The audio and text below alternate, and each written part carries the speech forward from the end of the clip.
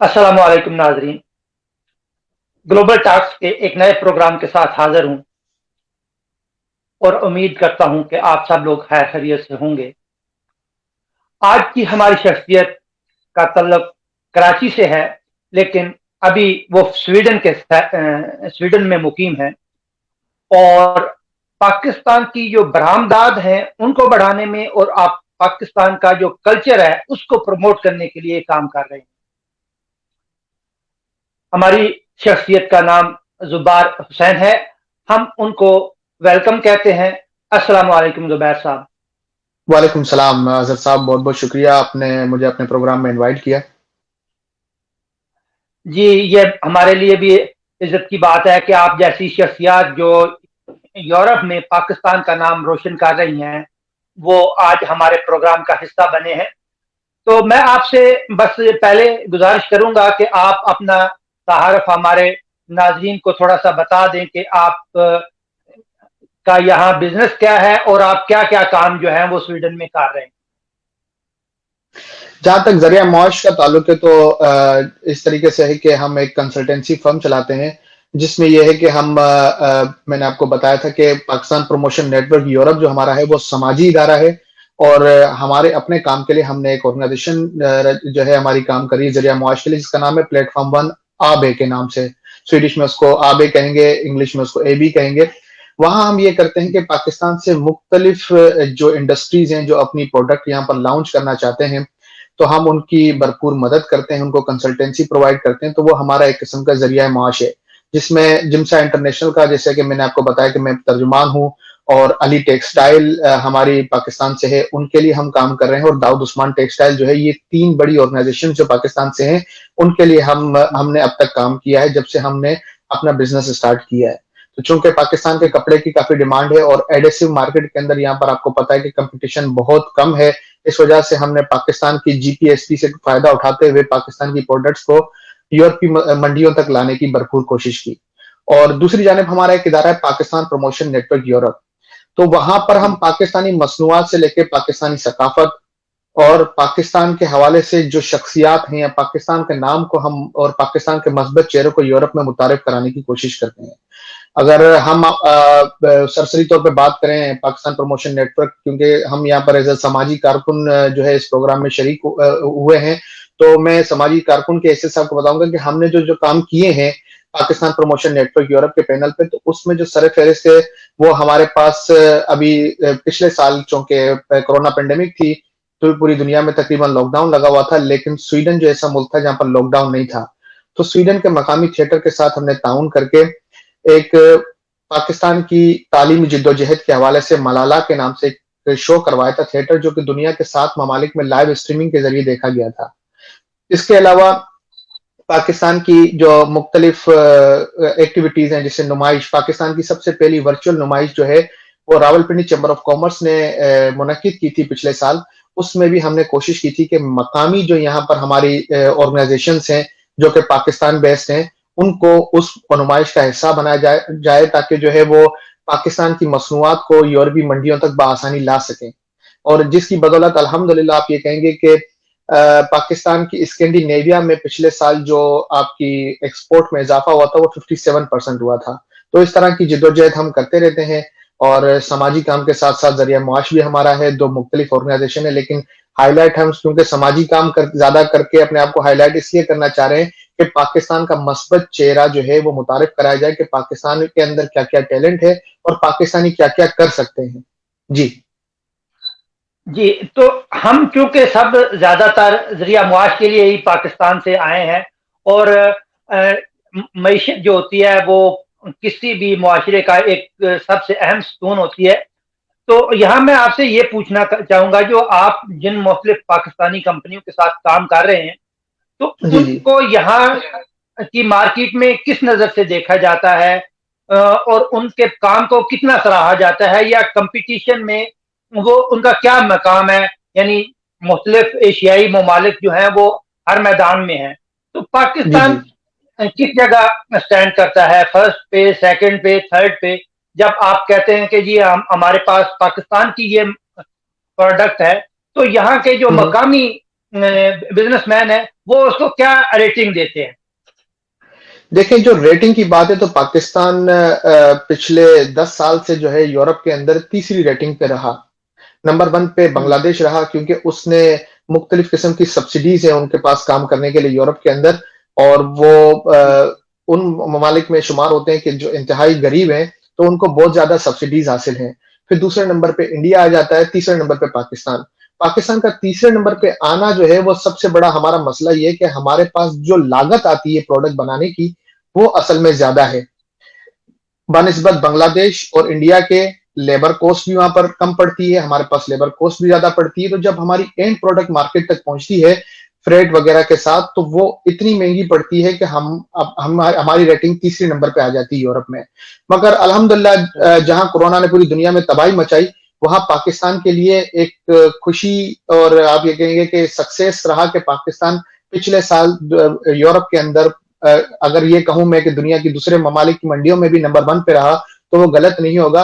वो हुआ यूं कि भारत और बांग्लादेश जो है वो अपने सख्त लॉकडाउन की वजह से अपने जो उनके पास ऑर्डर्स थे उनकी तकमील नहीं कर सके थे, तो वो तमाम ऑर्डर पाकिस्तान के पास मुंतकिल हो गए थे, और वो सारे के सारे ऑर्डर जब यूरोपीय मंडियों में आए तो पाकिस्तान की बरामदात में इजाफा हुआ था।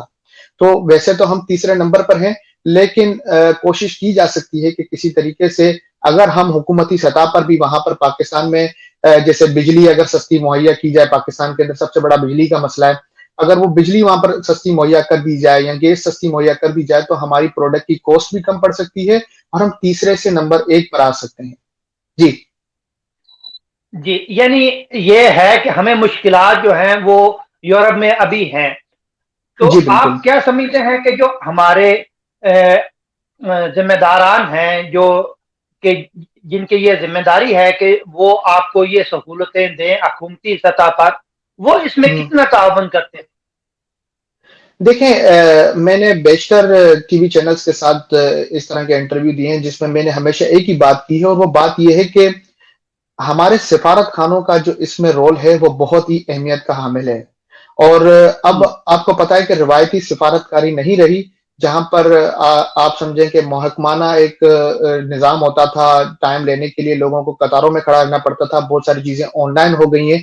प्लस अब स्मार्टफोन का और सोशल मीडिया का जमाना है, जहां पर कोई काम नहीं हुँ, होता वहां पर बंदा अपनी फरियाद लेके सोशल मीडिया पे आता है तो उसके मसाइल सोल्व हो जाते हैं।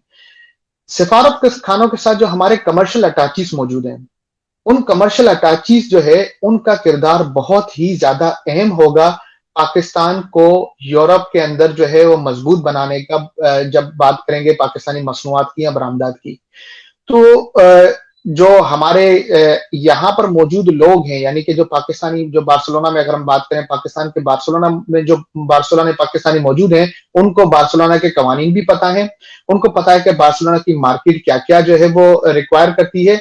अगर हम पाकिस्तानी कम्युनिटी बार्सिलोना को, पाकिस्तानी कम्युनिटी जो हमारे पाकिस्तानी बिजनेसमैन पाकिस्तान में मौजूद हैं, उनको ब्रिज के तौर पे कनेक्ट करें कमर्शियल अटैची के थ्रू, तो बहुत सारे मसाइल आसान हो जाएंगे, लैंग्वेज का बैरियर खत्म हो जाएगा, और चीजें बआसानी जो है वो यूरोपीय मंडियों तक पहुंच भी सकती हैं, और इनको हम कम कीमत में भी ला सकते हैं और बेहतर क्वालिटी का नाम देकर कंपीट भी कर सकते हैं यूरोपीय मंडियों में।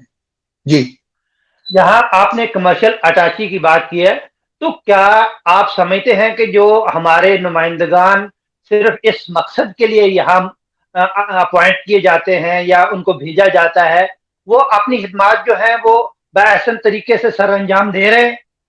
या उनको या मज़ीद कुछ अच्छी उनकी प्रोग्रेस होनी चाहिए? अगर आप स्वीडन का या स्कैंडिनेविया का जायजा लें पिछले 5 सालों का, तो बनिस्बत इन 5 सालों के, जो अगर मैं बात करूं कि 2 साल जो हमारे पिछले गुजरे हैं, 2020 और 2019 की अगर मैं बात करूं, तो वहां पर सिफारतकारी का भी एक अच्छा मयार रहा स्वीडन में, क्योंकि यहाँ पर जो हमारा सिफारत खाना मौजूद है वो फिनलैंड का भी सिफारत खाना है और स्वीडन का भी सिफारत खाना है, 2 ममालिक के लिए एक ही सिफारत खाना मौजूद है। और यहाँ पर जो कमर्शियल अटैची है वो पूरे स्कैंडिनेविया के हैं, जिसमें वो आपका डेनमार्क भी आ जाता है, जिसमें स्वीडन भी है, फिनलैंड भी है, नॉर्वे भी है। तो यहाँ के जो कमर्शियल अटैची ने जो अपनी प्रोडक्टिविटी दिखाई है, उसको मैं अगर कहूं कि वो एक पॉजिटिव वे में रही तो वो गलत नहीं होगा, क्योंकि वो बहुत एफर्ट कर रहे हैं कि पाकिस्तानी कम्युनिटी, जो बिजनेस कम्युनिटी स्वीडन या पूरे स्कैंडिनेविया में मौजूद है, उनके तवसल से जो मकामी यहाँ के जो खुद के जो स्वीडिश हैं, फिनिश हैं या नॉर्वेजियन के जो अपनी नेशनलिटी रखने वाले यहाँ के मकामी लोग हैं, बिजनेसमैन, उनको भी पाकिस्तान में इन्वेस्टमेंट करने के लिए मोटिवेट किया जा रहा है। और चीजें आपको पता है कि पाइपलाइन में है, उनको टाइम लगता है। और हमारे जो भी टेन्योर पूरा होता है 4 साल का, तो कोई एक नई टीम आ जाती है। जब नई टीम आती है तो उनको चीजें समझने में टाइम लगता है। तो मेरा ख्याल है कि कमर्शियल अटैचीज जो हमारे यहाँ पर मौजूद है, उनका टाइम पीरियड बढ़ाना चाहिए, या फिर उनके साथ एक ऐसी टीम मुंसलिक करनी चाहिए जो यहाँ के मकामी हो। या तो वो वॉलेंटरली खिदमात अंजाम दें, या फिर वो पेरोल के तौर पे काम करें सफारत खानों के साथ और उनको मदद प्रोवाइड करें, जिससे हमारे मुल्क का जो है, आप समझें कि बरामदी जो निजाम है उसको भी हम बेहतर बना सकते हैं, और चीजों को खुल के सामने हम ला सकते हैं कि हम यूरोप में अपनी प्रोडक्ट्स को किस लेवल पे ला सकते हैं। जी सर, मेरी मुख्तलिफ लोगों से इस मसले पे बात हुई, बार्सिलोना में भी, यूके में भी और फ्रांस में भी।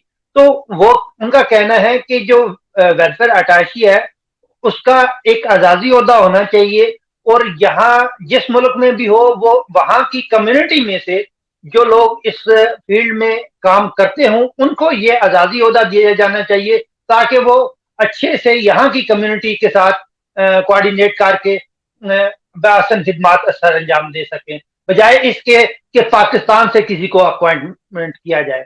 आप इस बारे में क्या कहते हैं?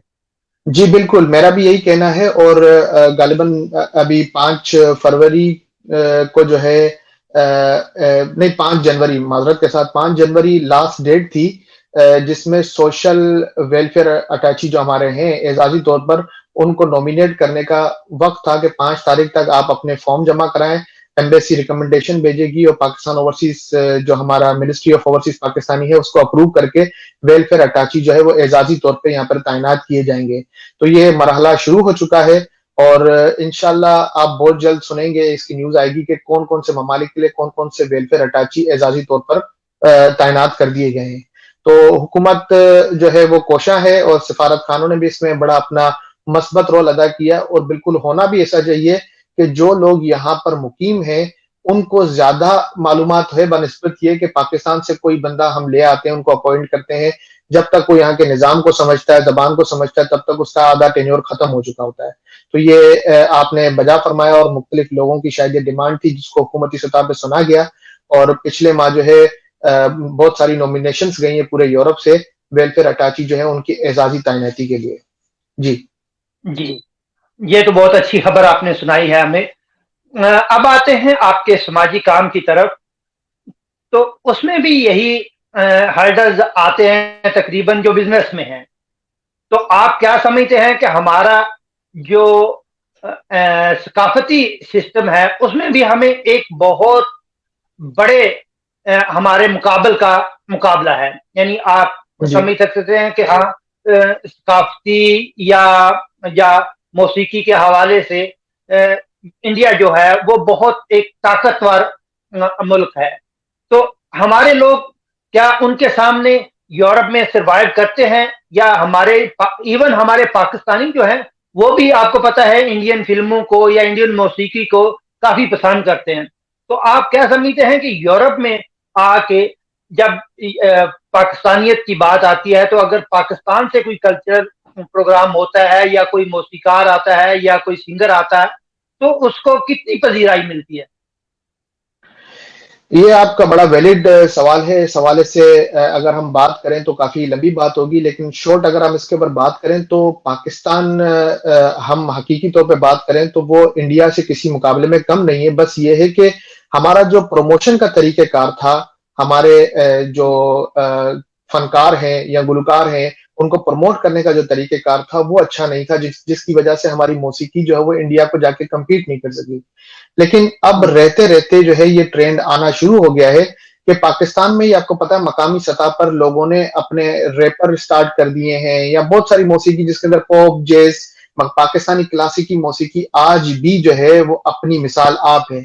अगर आप पॉप स्टूडियो की बात कर लें तो आप देखें कि उसके अंदर पाकिस्तान के गाए हुए पुराने गानों को बड़े नित नए अंदाज के अंदर, नई मौसीकी के साथ, उनके अंदर नई जान के डाल के हमारी नई नस्लों तक वो गाने पहुंचाए गए। आप चाहे आतिफ असलम को देख लें, चाहे अली जफर को देख लें, इस तरीके के जो गुलकार हैं जिन्होंने अपना नाम कमाया है, तो ऐसे गुलकार आज भी इंडिया के बड़े बड़े गुलकारों को जो है वो एक अच्छा मुकाबला देते हैं। और रही बात इंडिया के मशहूर गुलकारों के अंदर, तो पाकिस्तानी गुलकार हमारे राहत फतेह अली खान साहब हैं, उनके जैसा तो उनके पास कोई आज तक मौसीकार या गुलकार नहीं आया। तो यहां पर अगर हम बात करें पाकिस्तान की, तो पाकिस्तान के जो हमारे सकाफत के अंदर जैसे कवाली का है, कवाल हमारे जो हैं उनके अगर हम प्रोग्राम कराए जाएं तो उनको लोग काफी पसंद करते हैं। स्वीडन में हमने सन 2018 में काफी अरसे के बाद, आप समझें कि 25 से 30 साल बाद यहाँ पर कवाली का प्रोग्राम मुनक्किद किया था और उसका बड़ा पॉजिटिव रिस्पॉन्स आया था। मकामी स्वीडिश जो है, चाहे वो हमारी जबान नहीं समझते, लेकिन वो कवाली को बड़ा पसंद करते हैं, क्योंकि आपको पता है कि एक अलग ही एटमोसफियर बन जाता है कवाली का, और इस तरह के सिंगर देखने को कम मिलते हैं। तो हम यूनिक चीजों को सामने लाके, तो हम जो शोर शराबे वाला म्यूजिक है उसको साइड पे करके हम पाकिस्तान को दूसरी जानिब मस्बत बढ़ावा दे सकते हैं। और पाकिस्तानी मौसीकी बेशक जो है वो दुनिया की मानी हुई मौसीकी में आती है, चाहे हमारे वो फोल्क सिंगर हो, चाहे हमारे वो सकाफती विरसे के लिए कोई हमारा जो है सितार बजाने वाला हो, गिटार बजाने वाला हो, अपनी मिसाल आप हैं। तो मेरा नहीं ख्याल कि हम भारत को मौसीकी में कम्पीट नहीं कर सकते। अब दौर बदल चुका है, तब्दीली जो है, अगर मैं तब्दीली की बात करूंगा लोग पीटीआई की तरफ जाएंगे, लेकिन यह कि तगय्युर आ चुका है, चीजें बदलना शुरू हो चुकी हैं। और अल्हम्दुलिल्लाह पाकिस्तान तारीखियों के बाद एक हल्की सी किरण है कि आगे जाके इंशाल्लाह हम सही मकाम पर कहीं ना कहीं पहुंचेंगे। जी। मैंने ना दो कम्युनिटीज को यूरोप में ना हमारी मौसीकी से या हमारी फिल्मों से या इंडिया की फिल्मों से रागब ज्यादा देखा है। उनमें वो है मराकश और रोमानिया की कम्युनिटी। तो जी। उनसे हम जब हमसे बात करते हैं ना, तो वो जो हमारे मेन सिंगर या आप कह रहे हैं जैसे आतिफ असलम है या राहत अली खान है, उनको पाकिस्तानी कहते ही नहीं, वो कहते हैं वो तो इंडियन है। बिल्कुल। क्योंकि उन्होंने उनका जो ज्यादातर काम जो हिट हुआ है वो इंडिया में है। ठीक है, तो इंडिया ने ऐसे उनको प्रमोट भी किया उनको, और काम भी क्योंकि वो उन्होंने इंडिया में किया था, तो बाकी जो दुनिया है वो समझते हैं कि हाँ वो है इंडियन। बिल्कुल, ये ये हमारा ये सबसे बड़ा ये अलमिया है कि ये ये आप क्या समझते हैं कि ये जो हमारे अच्छे फनकार हैं वो इंडिया में जाके काम करते हैं, उनको नाम मिलता है, पैसा मिलता है, लेकिन क्या समझते हैं कि इससे पाकिस्तान को नुकसान होता है या पाकिस्तान को फायदा होता है? देखिए, यहाँ पर आ जाती है मुख्तलिफ किस्म की प्रायोरिटीज। अगर आप बात करते हैं कि पाकिस्तान के नाम को किस तरीके से रोशन उनको करना चाहिए, अगर वो नहीं करते, वो पर्सनल अगर उनकी बात करें कि उन्होंने अपना नाम इस तरीके से कमाया है कि शायद दुनिया में उनकी इंडस्ट्री जानी जाती है कि वो इंडियन इंडस्ट्रीज के साथ मुंसलिक है या इंडियन है। और अगर आप बात करें हमारे प्रमोशन सिस्टम की, या हमारे खुद के जो मकामी लोग हैं वो इसके अंदर क्या जद्दोजहद कर रहे हैं।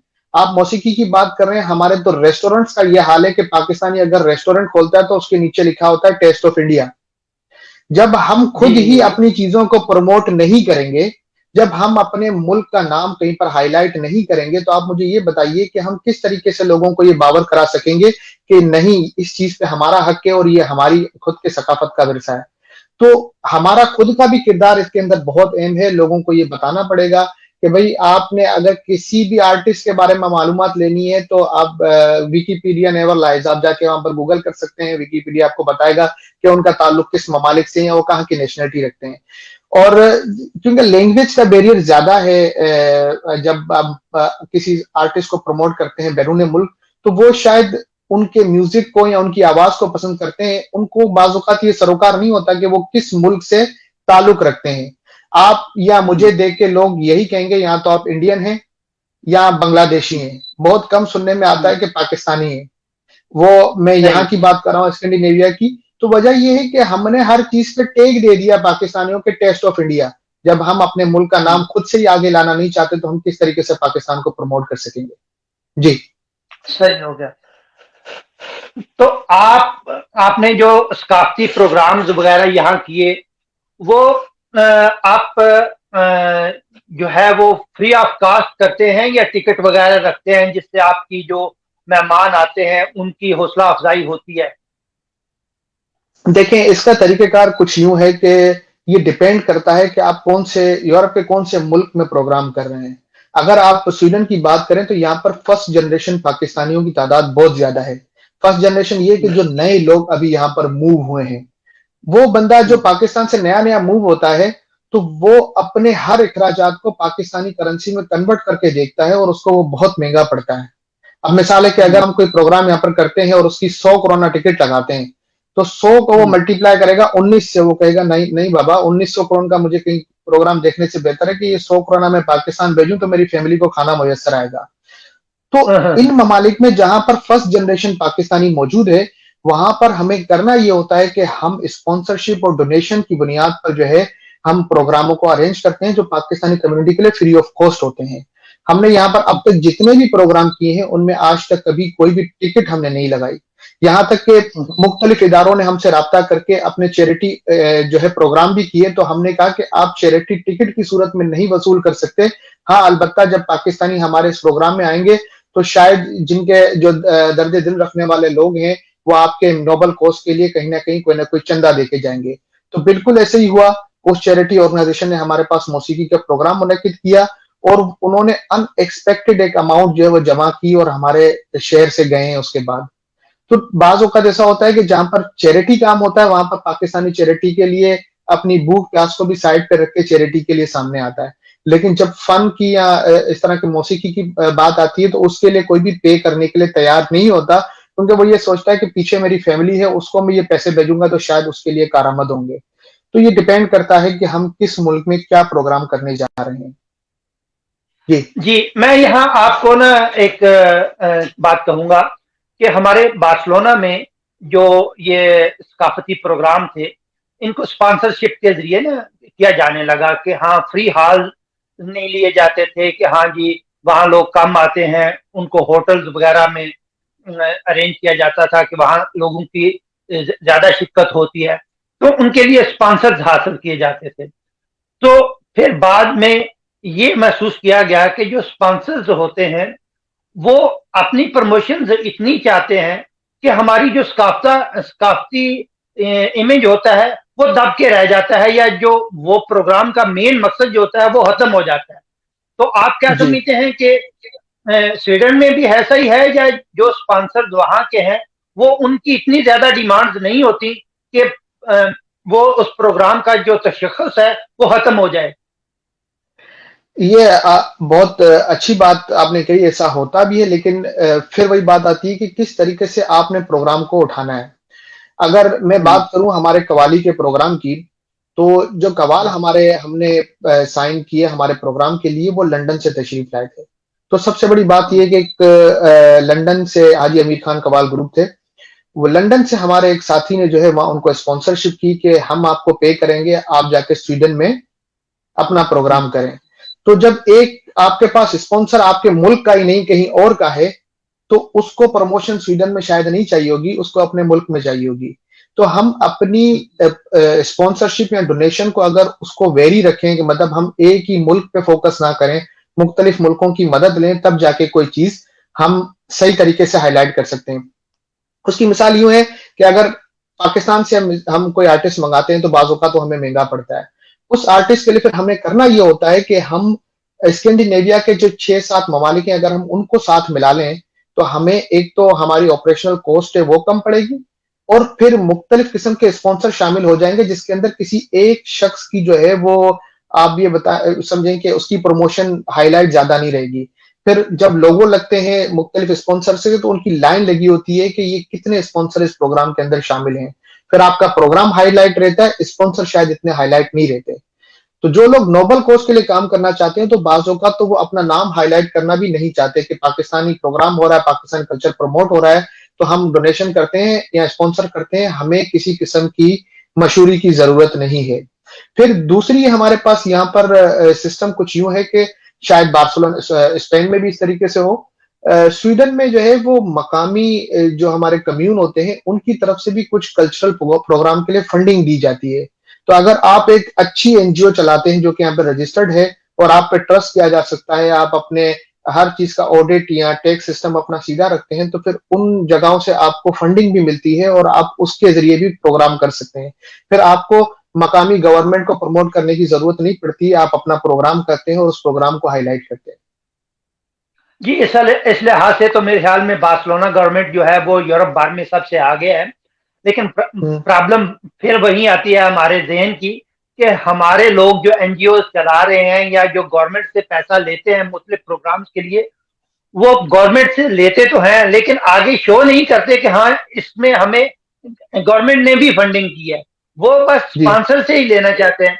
लेकिन आपने 2 चीज़ें बहुत अच्छी यहाँ उठाई हैं कि एक तो आप जो है वो स्पॉन्सर जो है वो मल्टीपल रखें, यानी एक से ज़्यादा स्पॉन्सर्स रखें, तो वो आपस में थोड़ा-सा वो इतना ज़्यादा हाइलाइट एक स्पॉन्सर नहीं होगा, किसी का हुँ, लेबल नहीं लगेगा कि हाँ, ये प्रोग्राम है या उसको इतनी ज़्यादा नहीं मिलेगी। और दूसरा ये कि हाँ, आप 2-4 मुल्क ममालिक जो इंटरनेशनल लेवल पे है, वो ऐसे प्रोग्राम तरतीब दें, तो उसमें भी जो स्पॉन्सरशिप या जो ओनरशिप होती है, वो तक़सीम हो जाती है, जिससे जो हमारे प्रोग्राम का असल मकसद होता है, वो हाइलाइट ज़्यादा होता है। ये बहुत अच्छी जी। 2 तजावीज़ हैं। बस मैं अब आखिर से क्योंकि हमारे प्रोग्राम का वक़्त ख़त्म हो रहा है, तो आपसे कहूँगा कि आप 2 मिनट में अगर हमारे नाज़रीन को कोई अपनी तरफ से पैगाम देना चाहें, तो प्लीज़ गो अहेड। तो ये 2 मिनट के लिए मैं ये कहूँगा, अगर आपकी इजाज़त हो तो मैं एक शेर बोलूँगा, शेर पढ़ूँगा इस हवाले से। जी, जी, जी। क्योंकि जी। आपको पता है कि आपने खुद स्टार्ट किया और कहा कि हमारे मसाइल बहुत ज़्यादा हैं, बहुत सारी हमें हर्डल्स आती हैं समाजी काम करते हुए भी। तो बहुत से लोग हमारे जो है वो प्रोडक्टिविटी से पीछे हट जाते हैं काम करने से। तो मैं जो अपने एक्सपीरियंस की बेस पे जो है वो आपको एक शेर कहूँगा, राहत इंदौरी साहब का। वो कहते हैं कि अंधेरे चारों तरफ साएँ-साएँ करने लगे, अंधेरे चारों तरफ साएँ-साएँ करने लगे, चिराग हाथ उठाकर दुआएँ करने लगे। सलीका जिनको सिखाया था हमने चलने का, सलीका जिनको सिखाया था हमने चलने का, वही लोग आज हमें दाएँ-बाएँ करने लगे। तो ओह! होता बेसिकली ज़बरदस्त। ये है कि आपको अपनी टीम के अंदर से ही मुखालफत का सामना रहता है। तो अगर आप कोई समाजी काम करना चाहते हैं, आप किसी पे इन्हिसार ना करें, आप प्रोडक्टिविटी की तरफ जाएँ।